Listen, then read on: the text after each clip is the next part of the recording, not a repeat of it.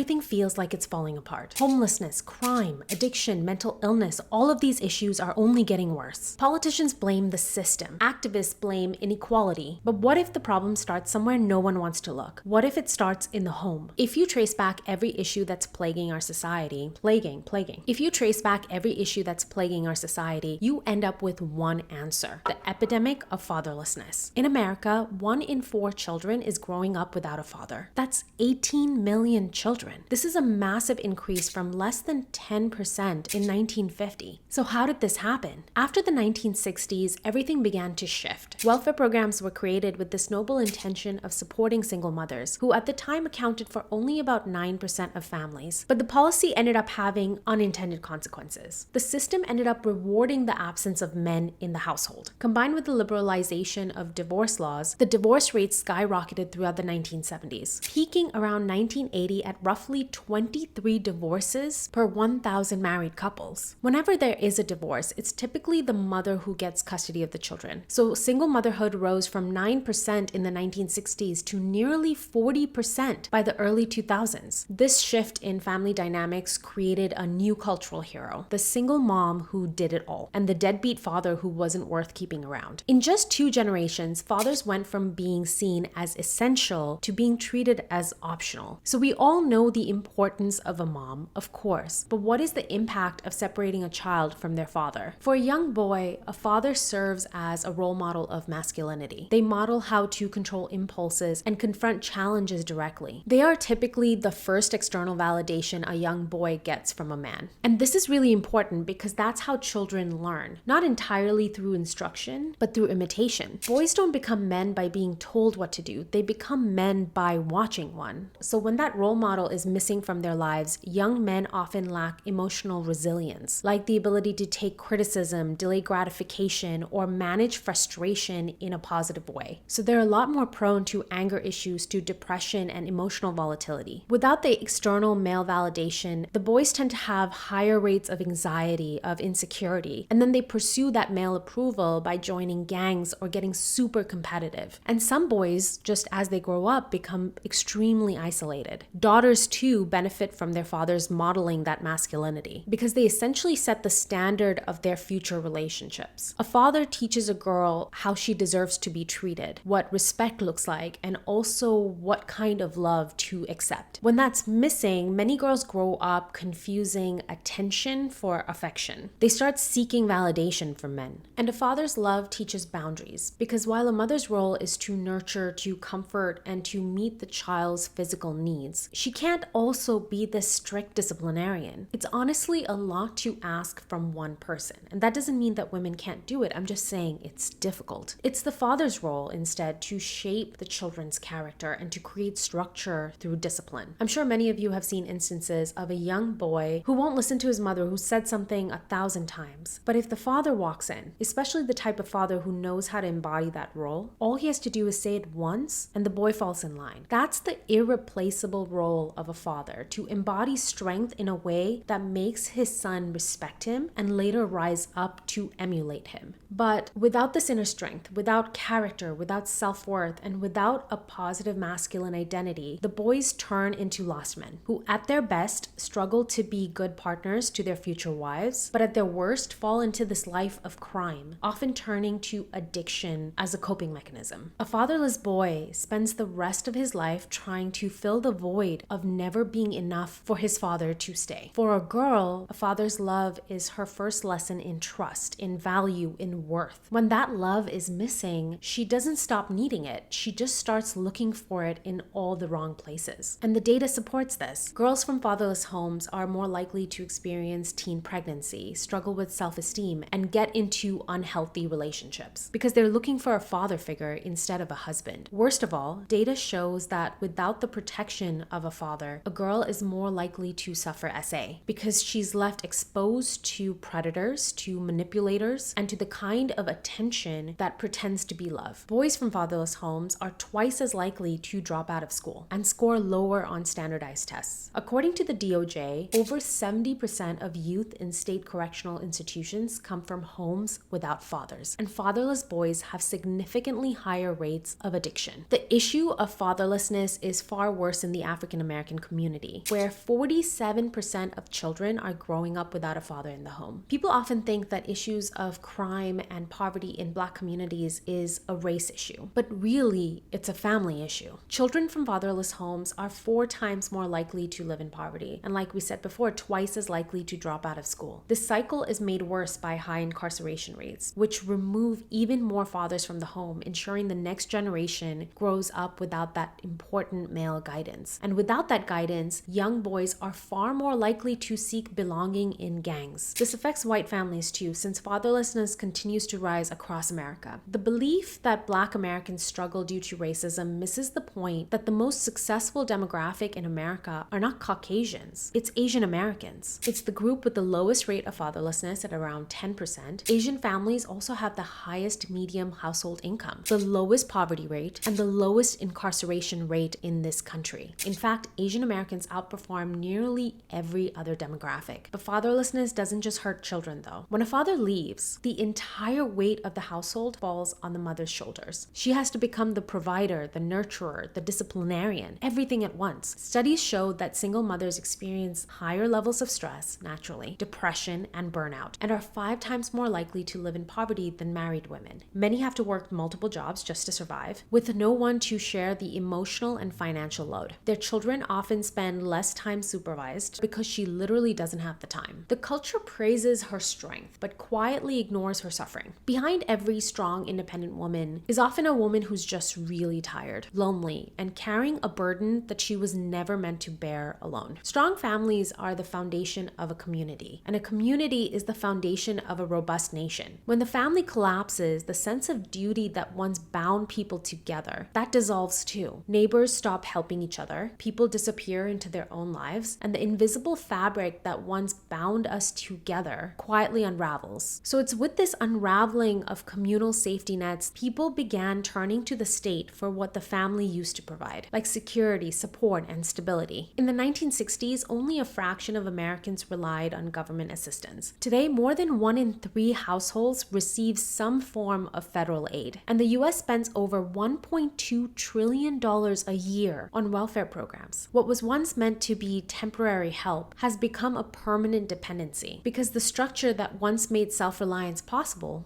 the family, is gone. When people stop learning responsibility at home, they become dependents of the state. Schools replace parents. Bureaucrats replace fathers. The result of that is an individual who's incapable of independence because he always needs someone else to survive. The founding fathers understood this. They knew that freedom depended on virtue, and that virtue began at home. The government could secure liberty, but only families could teach people how to live worthy of it. The best individuals and citizens are not manufactured by some institution. They're forged in stable families and strong communities where education, discipline, accountability, and love are learned by example. A nation cannot be stronger than its homes, and no government can substitute for the moral training that happens across the dinner table. The collapse of the family doesn't just weaken the society, it erases the very conditions that make freedom possible. So hopefully by now we're in agreement that stable families are the answer to the problems of our society. But how do we rebuild them when an entire generation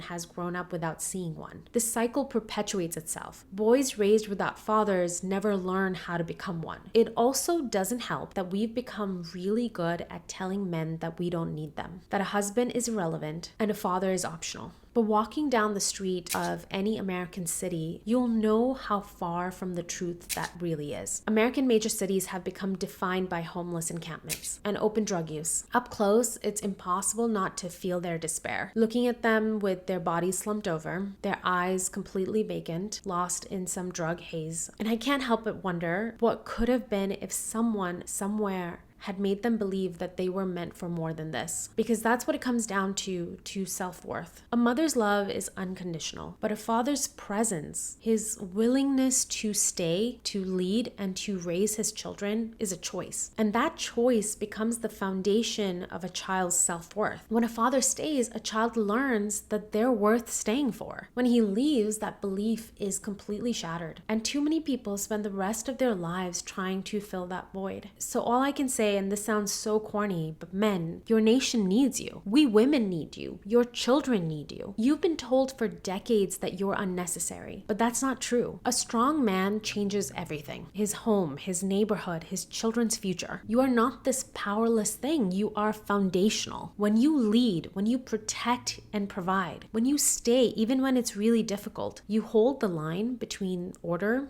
and chaos. And I know many of you have never had that example. You didn't have a father to show you how to be one. But every generation of men has a choice to repeat the failures of the past or to break the cycle. So this is your choice. Become the man your son can admire and your daughter can trust. Become the father you never had.